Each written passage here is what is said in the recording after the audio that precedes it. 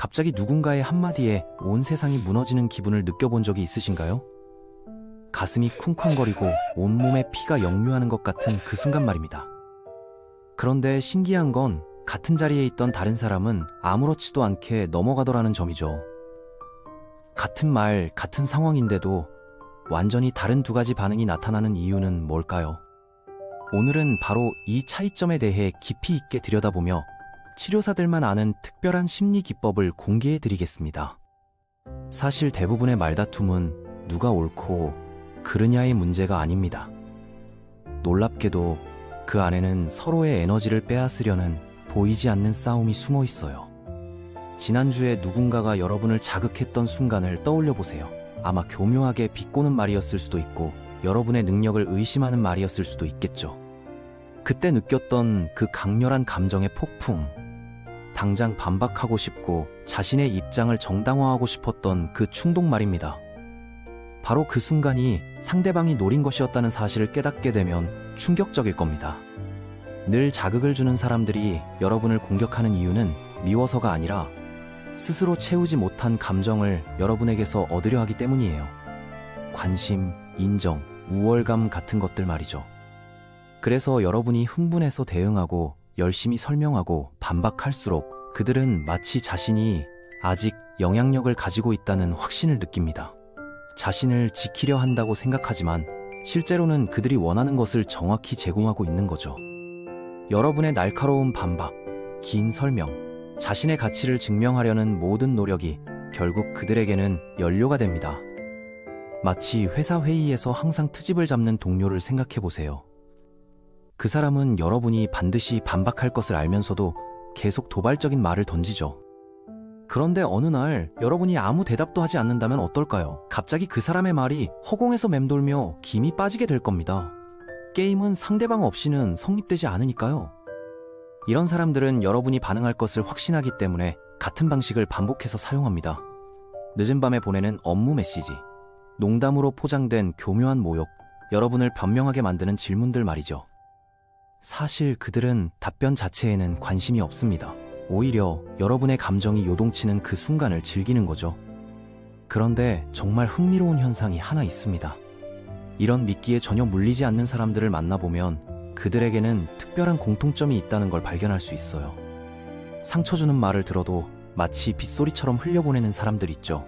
불편한 분위기 속에서도 이상하리만큼 차분함을 잃지 않는 사람들 말이에요. 이들은 상황을 무시하는 게 아니라 참여 자체를 거부하고 있는 거죠. 그들의 비밀은 무엇일까요? 그 비밀은 간단합니다. 애초에 싸움이 될 만한 게임에는 참여하지 않는다는 거예요. 이기고 지는 게 중요한 게 아니라 그 게임 자체가 내 에너지를 빼앗는다는 걸 알고 있거든요.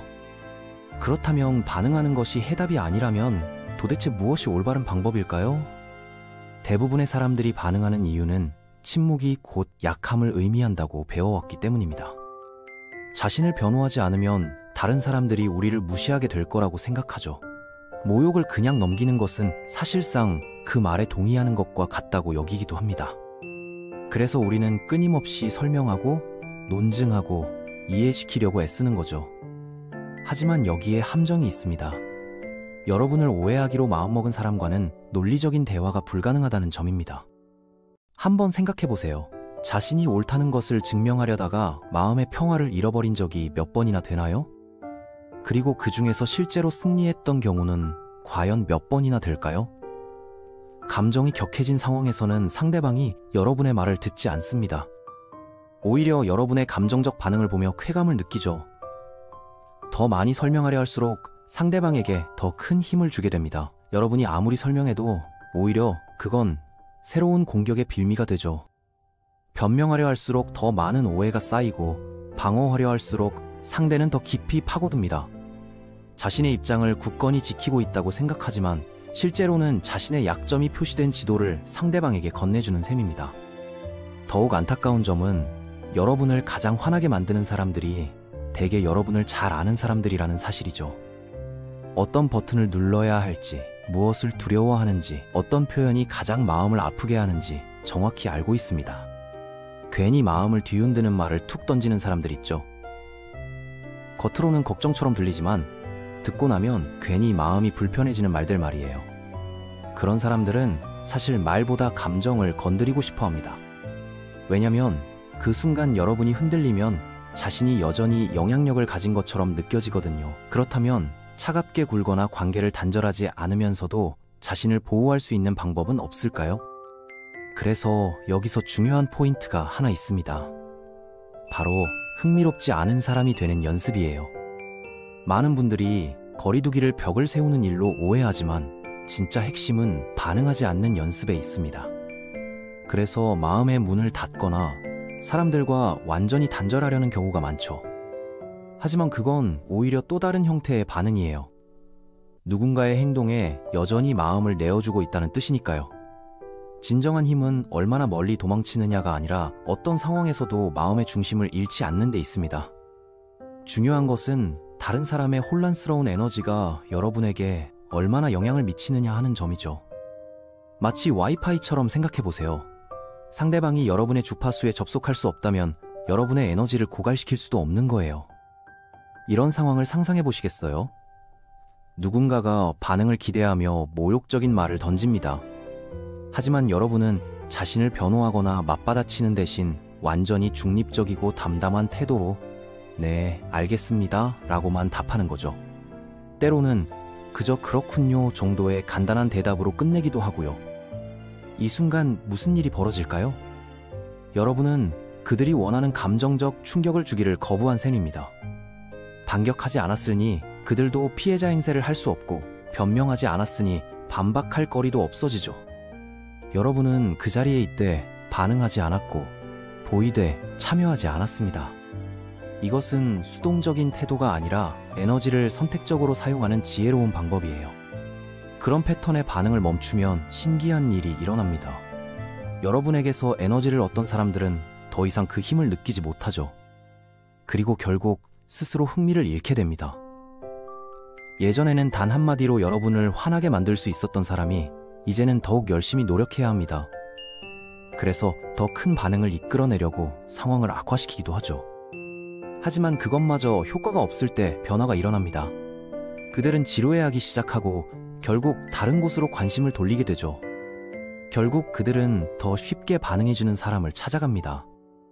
여러분이 냉소적인 말이나 도발에 반응하지 않기 시작하면 이상할 만큼 하루가 조용해지고 마음이 훨씬 가벼워질 거예요. 사실 싸울 필요도 끝까지 설명할 필요도 없었던 거죠. 그저 불필요한 싸움의 무대에 오르지 않기로 선택했을 뿐입니다. 그런데 감정이 격해진 상황에서 실제로 이런 방법을 어떻게 실행할 수 있을까요? 바로 여기서 치료사들이 자기 애적이거나 조종적인 성향을 가진 사람들을 다룰 때 내담자에게 가르치는 실용적인 기법이 등장합니다. 이것을 회색돌 기법이라고 부르는데요. 개념은 단순하지만 효과는 강력합니다. 여러분이 회색돌처럼 흥미롭지 않고 반응이 없는 존재가 되는 거죠. 감정적인 고조도 없고 방어적인 움츠림도 없이 그저 차분하고 중립적이며 거의 지루할 정도로 담담한 바행만 보이는 겁니다. 실제 상황에서는 이렇게 작동합니다. 누군가가 여러분을 자극하려 할 때 최소한의 감정과 정보로만 대응하는 거죠. 짧은 답변, 중립적인 어조, 왜곡될 수 있는 설명은 피하고 공격받을 만한 정당화도 하지 않습니다. 왜 항상 그런 식이야? 라고 묻는다면 모르겠네요 라고 답하고 할 말이 없나? 라고 한다면 별로요 라고 대답하는 식이죠. 무시하는 거야? 라는 말이 나와도 그건 아니에요. 그냥 더 할 말이 없어서요. 여러분은 무례하게 굴거나 상대방을 무시하는 게 아닙니다. 다만 그들이 원하는 드라마의 원료가 되기를 거부하고 있을 뿐이죠. 이 방법이 효과적인 이유는 상대방이 추구하는 보상 자체를 제거하기 때문입니다. 하지만 여기서 대부분의 사람들이 놓치는 중요한 부분이 하나 있어요. 감정을 억압하는 것이 아니라는 점입니다. 핵심은 어디에 감정을 투자할지 선택하는 데 있죠. 분노든 좌절이든 상처든 모든 감정을 느껴도 괜찮습니다. 다만 그런 감정들을 무기로 사용할 사람들 앞에서 굳이 표현할 필요는 없다는 거죠. 진정한 힘은 빠르게 반응하는 것이 아니라 아예 반응하지 않기로 선택하는 데서 나옵니다. 깊이 있는 대화는 그것을 받아줄 만한 사람을 위해 아껴두세요. 나머지 사람들에게는 모두 회색 돌 같은 반응이면 충분합니다. 이 방법을 터득하게 되면 엄청난 변화가 일어납니다. 사람들은 여전히 말을 걸고 여전히 자극하려고 하겠지만 신기하게도 더 이상 아무것도 느껴지지 않게 됩니다. 그들의 목소리가 배경음처럼 멀어지죠. 그리고 처음으로 진정한 숨을 쉴 수 있게 됩니다. 더 이상 다른 사람의 혼란에 휘둘리지 않게 되는 거예요. 예전에는 한마디로 하루를 망쳐놓던 동료가 이제는 그저 백색 소음일 뿐입니다. 늘 여러분을 힘들게 하던 가족도 여전히 같은 말을 하지만 이제는 그 말에 마음이 쉽게 흔들리지 않게 됩니다. 여러분이 마침내 깨닫게 된 건 다른 사람의 말이나 감정이 더 이상 내가 해결해야 할 문제가 아니라는 사실이에요. 누군가가 갈등을 만들고 싶어 한다면 그건 그들의 선택이지 여러분의 책임이 아닙니다. 감정을 조절하지 못하는 것도 여러분이 대신 짊어질 일이 아니죠. 진짜 평화는 갈등이 전혀 없는 상태가 아니라 어떤 상황에서도 내가 어떻게 반응할지를 스스로 선택할 수 있는 상태예요. 이제는 여러분의 마음을 소모시키지 않는 관계만 남기세요. 여러분의 내면에 들어올 수 있는 사람도 결국 여러분이 직접 정할 수 있으니까요.